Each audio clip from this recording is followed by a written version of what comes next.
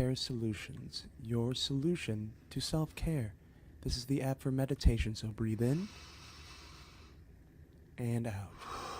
Very good. Breathe in and breathe out. Excellent. Now, breathe in, breathe in, breathe in, breathe in, breathe in, breathe in. Keep going. Breathe in, breathe in. I can't breathe What? in anymore. What was that? I can't breathe in anymore. Yes, you can. Just breathe in. Yes, you can. Breathe in. Try eating the air. There you go. Eat it. Now, once you're done eating it, hold your breath for 17, 16. Why are you starting so hot? What? You made me lose my train of thought. I'll have to start over. 17, 16, 15, 14, 13, 12, 11, 10, 2, 1. Breathe out. Are you breathing out? I'm gonna have to start over. 17, 16. Hello! Hi. Hello! Hi. Hello! Hi. Hi.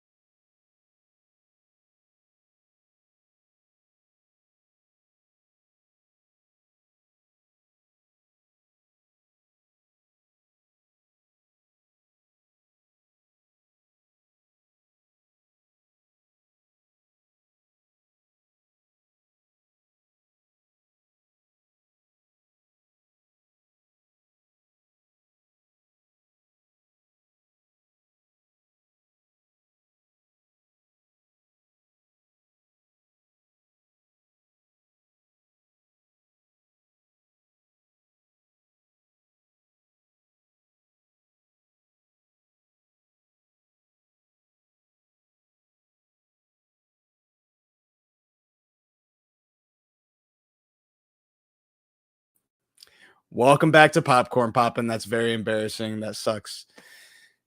I'll just say everything I said again. I'm very tired, guys, and it's been a very busy 2 weeks. I've enrolled in 2 classes. Well, I'm sorry.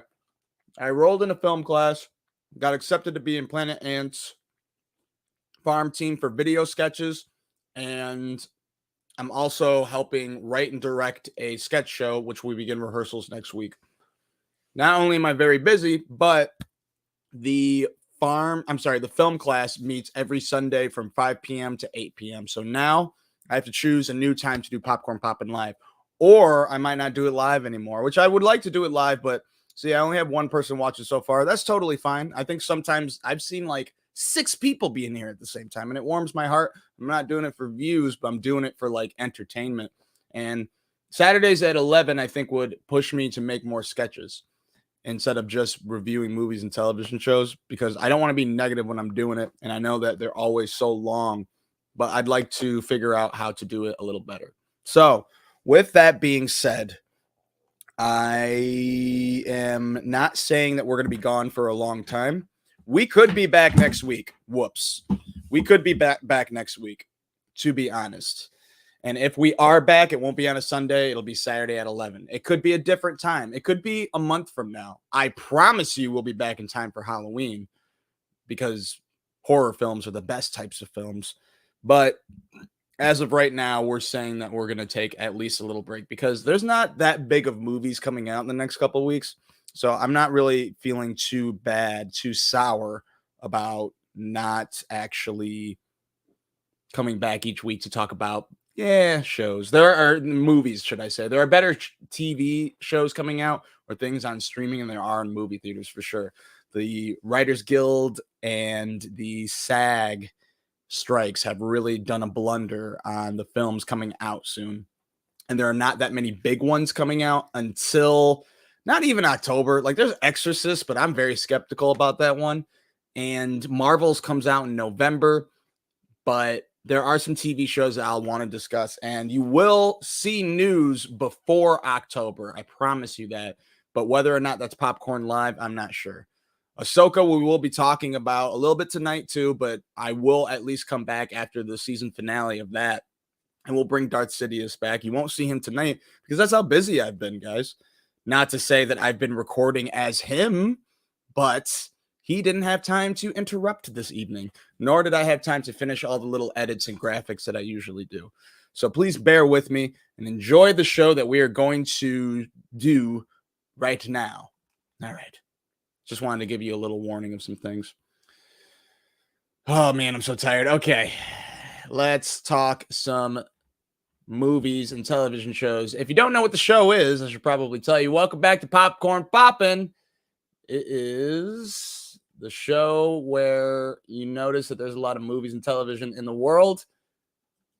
God, I'm so tired. I'm sorry, guys. All right. Welcome back to Popcorn Poppin', your weekly movie, TV, and streaming guide. You don't have time to figure out which movie to stream, what show to binge, and whether or not you should go out to see this or that on the big screen. There's too much content in the world, and you can't be wasting your time. So you let me waste your time for you by having me watch all of the things that look vaguely interesting and advise you on what's popping and what ain't. The spotlight film of this evening is The Nun 2. We'll also be talking about the fan pick, which was made by Kate Wilson. Thank you very much, Kate. Reality, which you can watch on AMC Plus. Changeling television series is one of our Limelight shows. And Dreaming Whilst Black is the other Limelight show. But before we do that, let's go on to Poppin' Questions. Let's see. Hefner from Idaho asks, what's your favorite comedy? It's a really hard one to say. I will say the thing that I thought was the dumbest movie in the world back in the day was Anchorman after the first view. The second time I watched it, it was the funniest movie I ever watched. I will stand by that. I'm sure I've laughed harder at other movies, but I recently watched Anchorman 2 for the second time. First time I watched it, I was like, yeah, this is pretty good. It could have been a lot worse. And I didn't think it was like necessarily bad because it's so absurd. But then rewatching it, oh man, so great. That's our only fan question.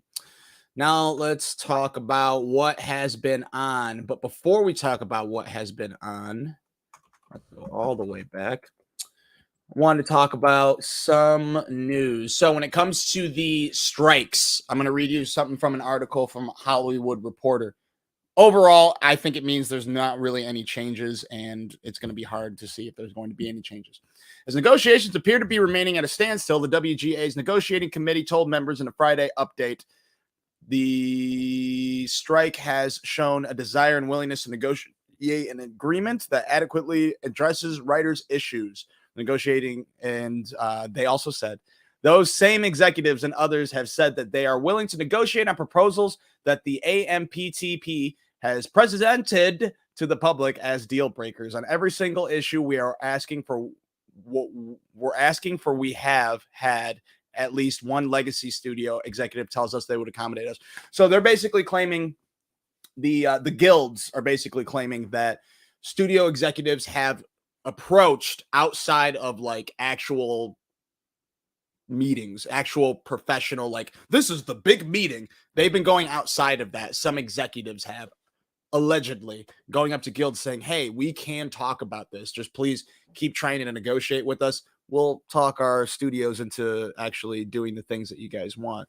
Whilst the studios have come out with statements saying this isn't true. We're all at a firm hold. We all think that we are right about the things that we want, and we think that the WGA and the SAG are actually going to negotiate the things that they say that they're not going to negotiate. So basically, they're still at a standstill. They're still fighting, but some people are saying that there's optimism from both sides, whilst the collective from both sides are saying the opposite. So it's hard to say what's going on unless you live in Hollywood. So if you live in Hollywood and you're watching this, tell me what the fuck is going on.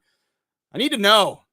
What's the world going to be like after these strikes are over? Sincerely, I have no idea. I feel like we're going to see a bunch of big ass name stars in everything because they're going to be so desperate to be rich again because they haven't worked in 3-4 months. The strike's been crazy. Anyways, there's that. The other thing was Deadpool 3. The director, Sean Levy, has said that Deadpool 3 is going to be more of a descendant of Midnight Run, 48 Hours, and Planes, Trains, and Automobiles. Basically, a great buddy comedy. So that's very exciting news. All right. I just wanted to say that. Now, here is a batch of what's been on. But before I play the music, I will still talk about the batch that's been on. Ahsoka. All right, man. It was a huge episode last week. Huge episode. There were dope fights between Ahsoka and versus Maruk. I think that was his name. Sabine versus the Dead-Eyed Girl. But Hu Yang said in the beginning of the episode, do stick together. You'll thank me. And they even made a little like joke about it. Like, okay, we'll go together. They ended up separating like within minutes after that conversation. And of course, bad shit happened. I don't want to spoil the episode, but Sabine made a very big and stupid decision. A decision of which I cannot argue with because I believe Sabine, the Sabine we know from Rebels, I believe that she would make this decision. But it's tough, man. You hate her for making the decision. You kind of root against her. And I really like the actress playing Sabine, but I just hate Sabine in this show, man. She keeps making stupid ass decisions over and over again, specifically with this map. You'll see. The episode also ended with slight spoiler alert, but people have been talking about it online all the time. It's a certain appearance from someone. I'm going to say it in 3, 2, 1. Anakin Skywalker appears in what some people believe to be a dream sequence, but I will tell you what it is. The World Between Worlds, which has been featured in Star Wars Rebels. And a lot of people thought they were going to use the World Between Worlds to help reset the franchise in a certain way, where the future movies that J.J. Abrams had spawned featuring Rey Kenobi. I don't know what name she ended up using. Whatever, the new movies that no one liked. People thought that the World Between Worlds, the final scene that you see Ahsoka in, and you're like, where the hell is she? They thought that they would use that to help reset the future movies. And technically they could. The World Between Worlds is a very complicated place where it's kind of like a time machine. I don't remember the nitty-gritty specifics, and I doubt they're going to go into the nitty-gritty specifics in the episode. They'll talk about a little bit like where, and she actually knows where she is. Ahsoka's been there before. She's also fought Emperor Palpatine in the World Between Worlds, although he wasn't in it. I guess they were kind of, I don't know.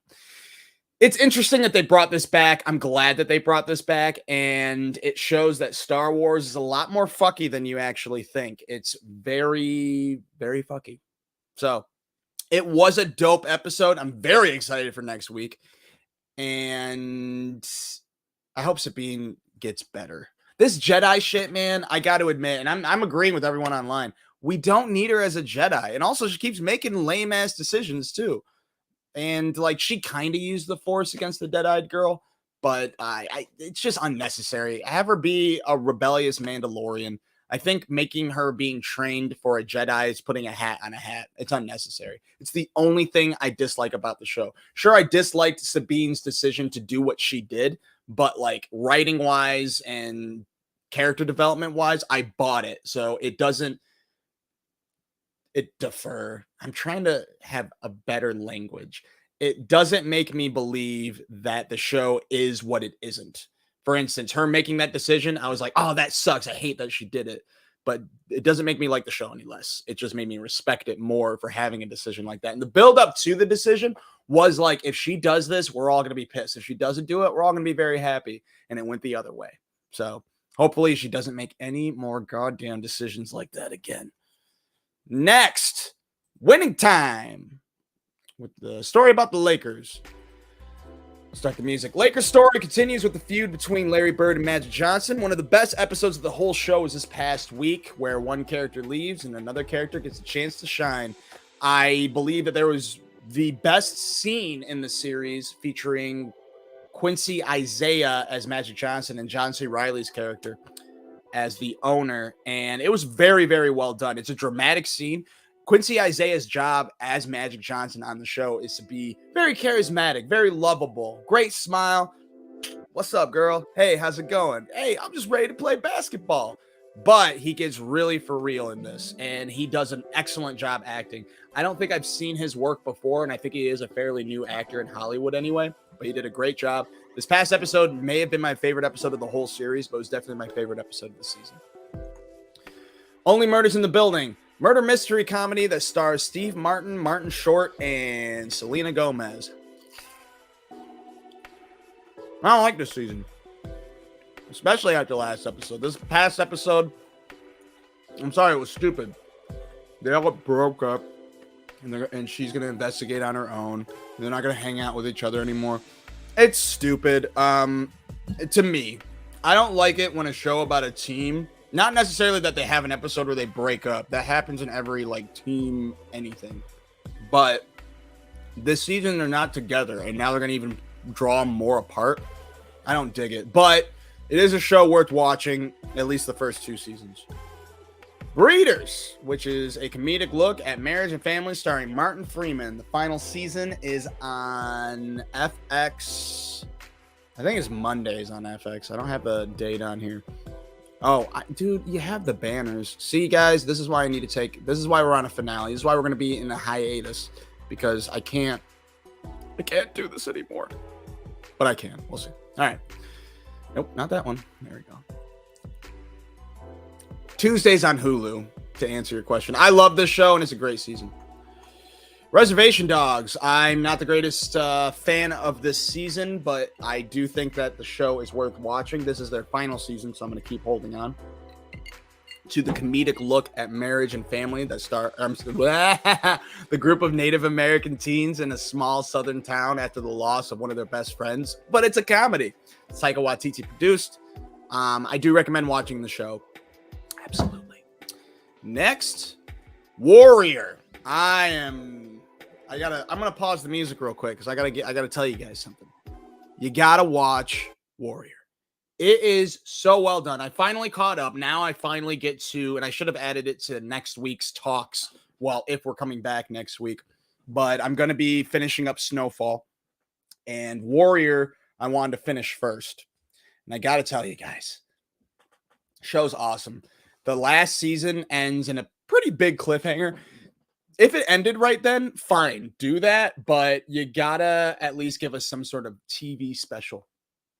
Because it's so well done. Where the characters end up, where they come to blows at each other, it's wild. It's a martial arts tale based on the stories from Bruce Lee that takes place during the Tong Wars set in San Francisco during the 1800s, where a Chinese immigrant joins a gang in search for his sister.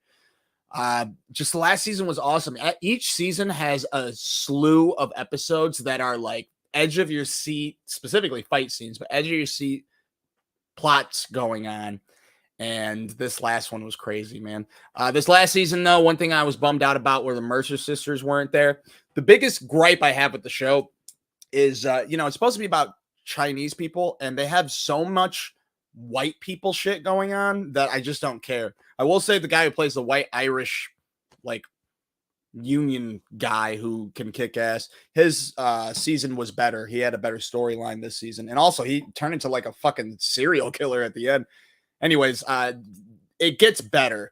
But the Mercer sisters, who are white, they actually had a very good way to end the second season, but they're nowhere to be found in this season. The one that ends up in a certain institution is mentioned, and I think that they're mentioned because they're maybe saying, well, the actress said she couldn't do this new season, but we're going to try to bring her back for next.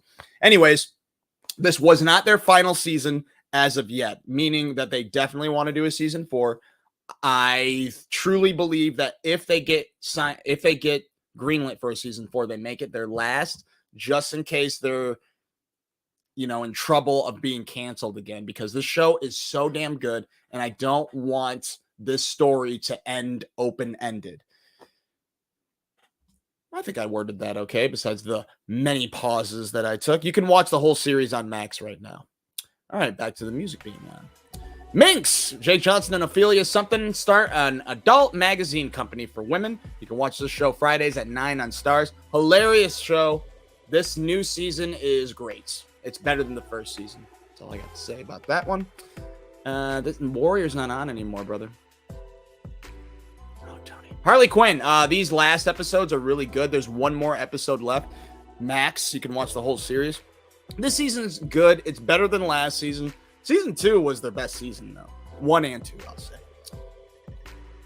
Not that one. Oh, Futurama. I'm not a fan of this season, but I haven't watched. I'm 2 episodes behind, so hopefully it's good. you can watch it yourself. The whole series is on Hulu right now with new episodes airing on Mondays. And the honorable mentions of things that I did not watch that you can watch right now. My Big Fat Greek Wedding 3. The first one's on Max. The second one's on Peacock. This third one is in theaters right now. I hear bad things, and it looks pretty bad. I think I watched My Big Fat Greek Wedding 2, and I didn't really care for it. One is is actually a really good family movie, I will say.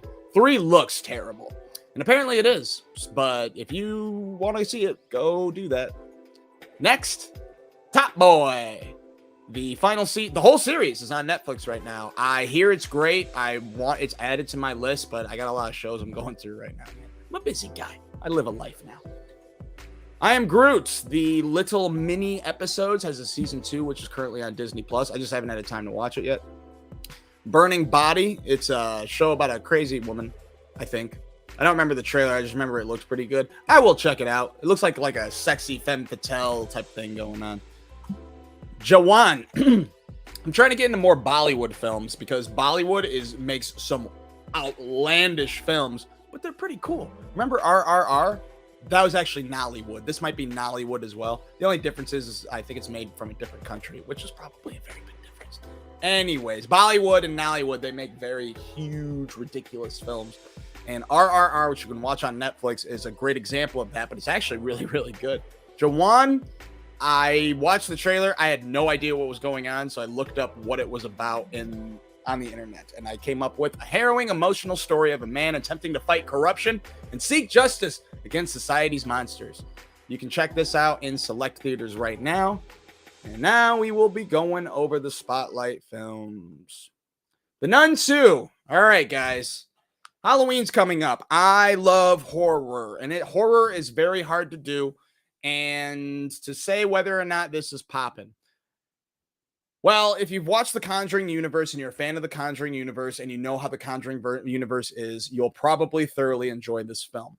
I thought that it was better than the first Nun, and it did make me jump a few times. I just wasn't as glued to the screen. I was more glued to the screen than Nun 1. And I will say, popping or not, it's like maybe it's popping for theaters since I jumped a few times. It's kind of hard to make me jump for horror movies, so props to them for that. I do realize that I'm not the biggest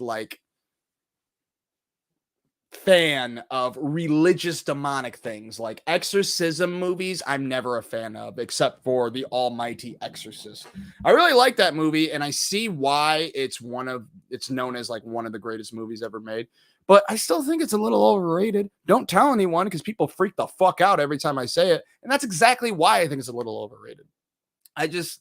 It's really fucking good. Don't get me wrong. But it's more like there are certain scenes that are really good. The whole movie in general is yeah, it's a pretty good movie. But man, those scenes are some of the best scenes ever. Anyways, Nun 2, it's one of those exorcism movies, basically. And if you love the Conjuring universe, you will love this movie. But to me, it was all right. It was okay. I also have a hard time caring for characters that are in peril but don't really care about the peril they decide to investigate. White people shit. They hear a noise, they go investigate. The little girl sees the nun at one point across the hall, and she just goes, and I think she steps inside and goes, hello? Bitch, you know that nun looks scary as hell. You've never seen that nun before in your life. Get out of there. She's calling for her mom, which is the nun demon playing tricks on her.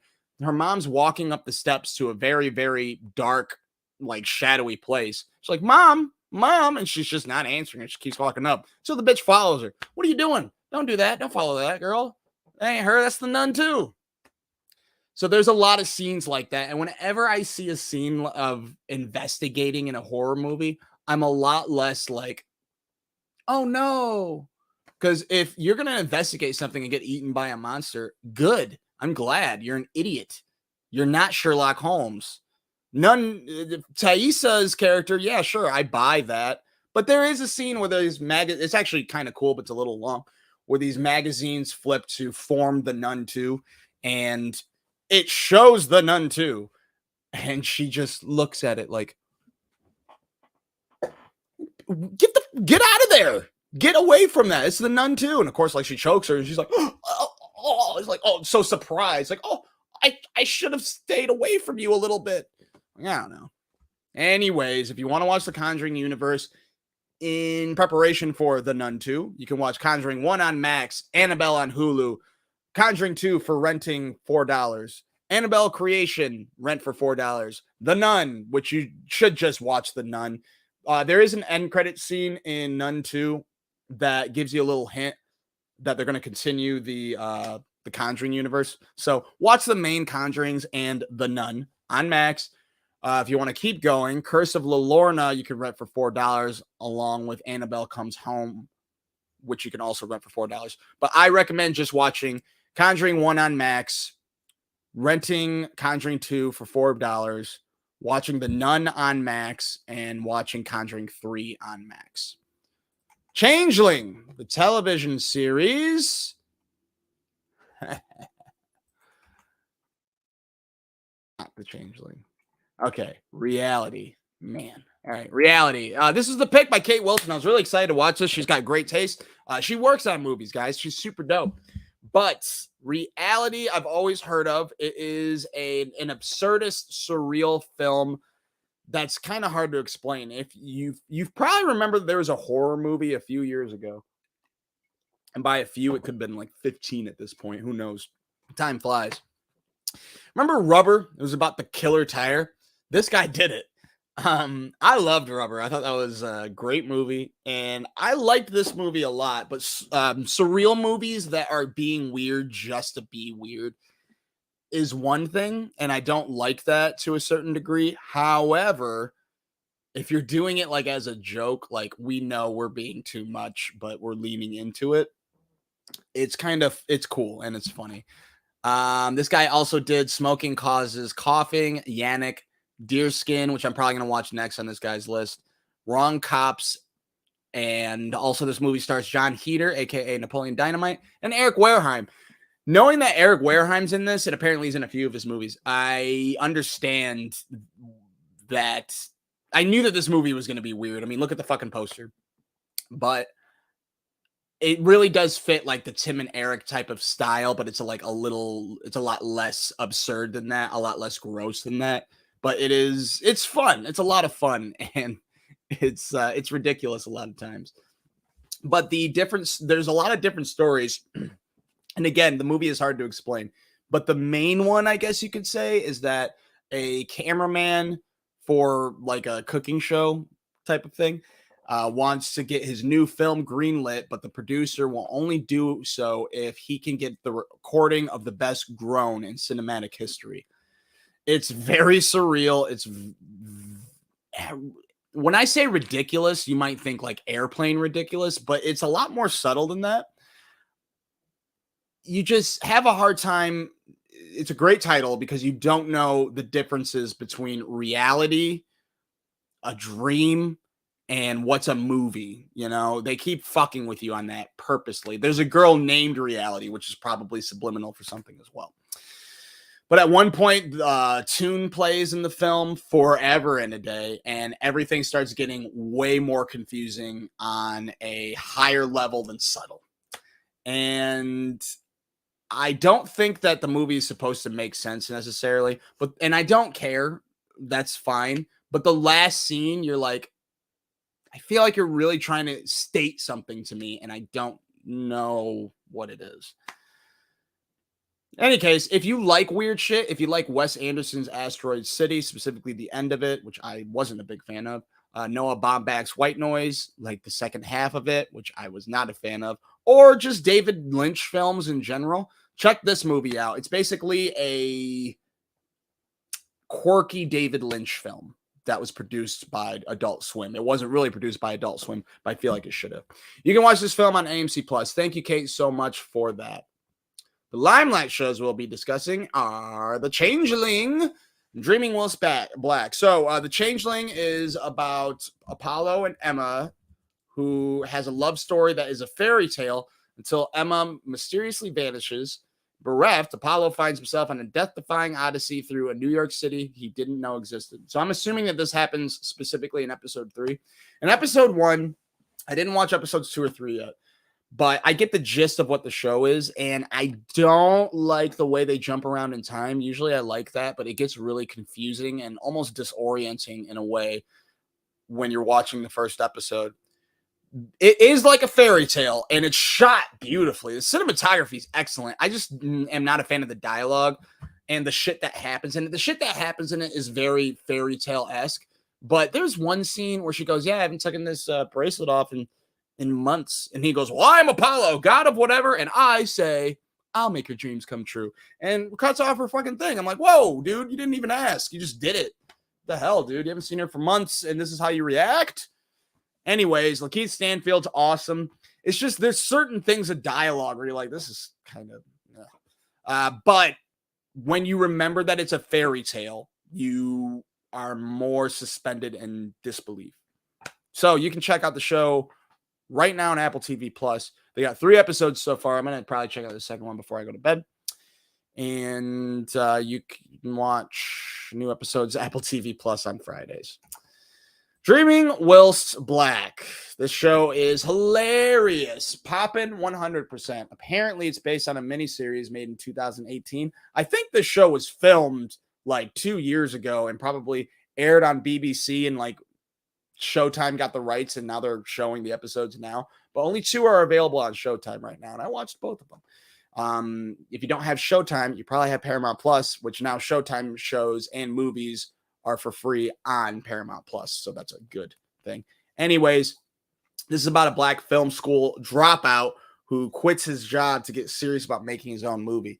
It is funny. It is really, really good with good awkward situations, awkward white people left and right doing awkward white people shit. But also I dig it more for, especially because it feels like it's my life right now. Like I'm doing things I'm supposed to be doing. I haven't quit my job yet. I haven't quit my job, but I am being more serious about like my creative things and my dreams and shit. And this is about a person that actually becomes serious about what he wants to do and decides to not daydream about carpaying that diem, but actually carpaying his diem in real life. It's really cool. I dig it. I'm rooting for him, and I like it a lot. It's really cool. Check it out. Fridays on Paramount Plus. First 2 episodes are on there now. Let's go over the coming attractions real quick. Haunting in Venice, which is the 3rd Agatha Christie detective trilogy movie thing with Kenneth Branagh, who directs and stars as Hercule Poirot, I think. Hercule something. This is the 3rd movie. Co-stars Tina Fey and Sandra Oh. You can watch Murder on the Orient Express on Hulu Live or Sling.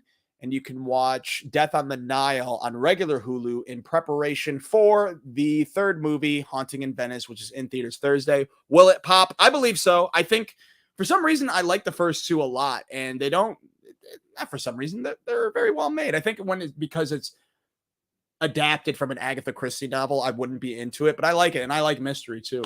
And this 3rd one is more of a horror mystery where it's like spooky, like where you think ghosts are involved or something. But I'm sure Hercule's gonna Ghostbuster the shit out of it. Like, this is not a ghost. This was a man. But then it ends up being a ghost. Who knows? Another thing that's coming out is Satanic Hispanics. Great title. This is basically Tales from the Hood, but the Hispanic edition where they're different stories in one. This comes out in theaters Thursday. I'm very excited about this. Oh, I forgot to do Outlaw. Oh, fuck, guys. Okay. So ignore this real quick. In fact, I can just get rid of it, can't I? Nope. I just showed more of it. Another movie that's coming out, The Outlaw Johnny Black, which is from the makers of Black Dynamite. But it's basically a Western Black Dynamite. Michael J. White is back, and also he's not only starring and co-writing, he's directing this one, which gives me pause. I don't mind him directing. More props to you. But I think the director from Black Dynamite, Scott Sanders, isn't even involved at all in this movie. And if you're going to be the makers of Black Dynamite, I want the main crew back, including the original director.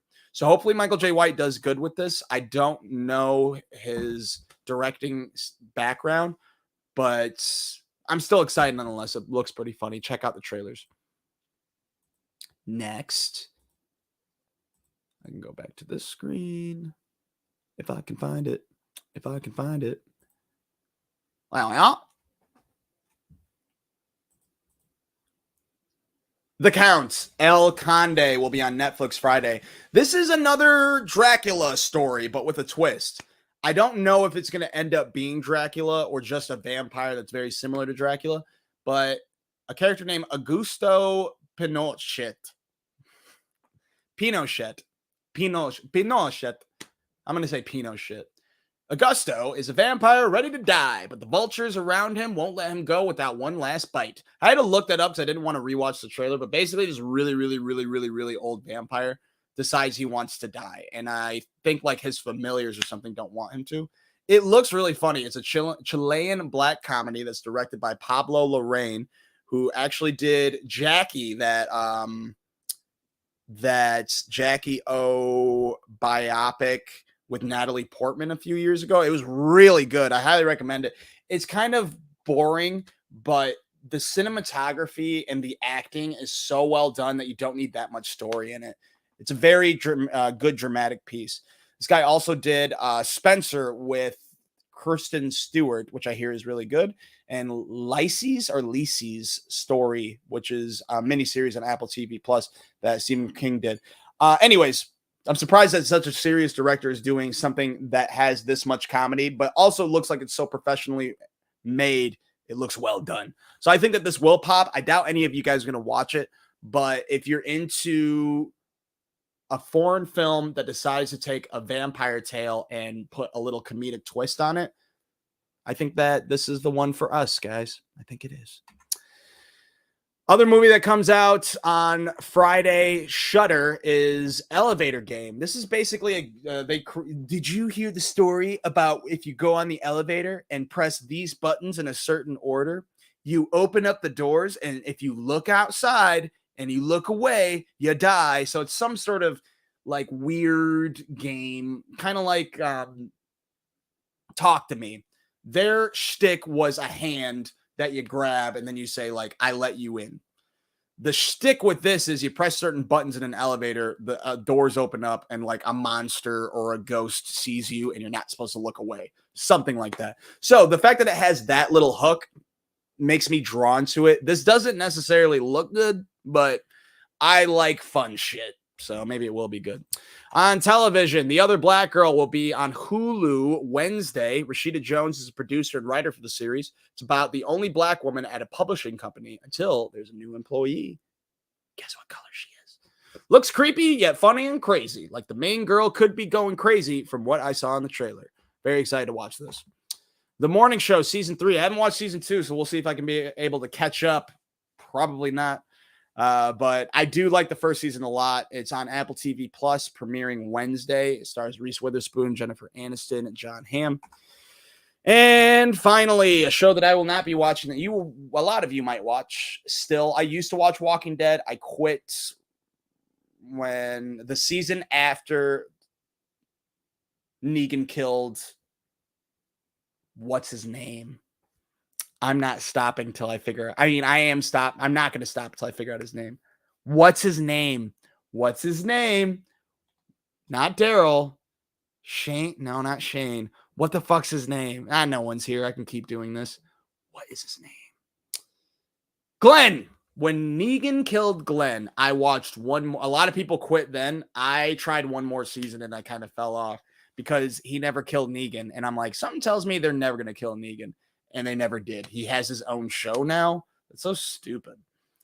But I will be watching the episode. I will be watching Michonne and what's his name? Andrew Lincoln come back. Rick Grimes. All right, guys. Thanks for watching. No one did, but which gives me more of a reason to. And also, I get why no one would watch this because there's not many new awesome things out right now. So that's why I'm kind of thinking about changing the format, maybe only having Popcorn Poppin' live for like big things and doing like just little videos for other things. I don't know. we might be changing a lot of things. I don't want to change a lot of things, but I have to change the time.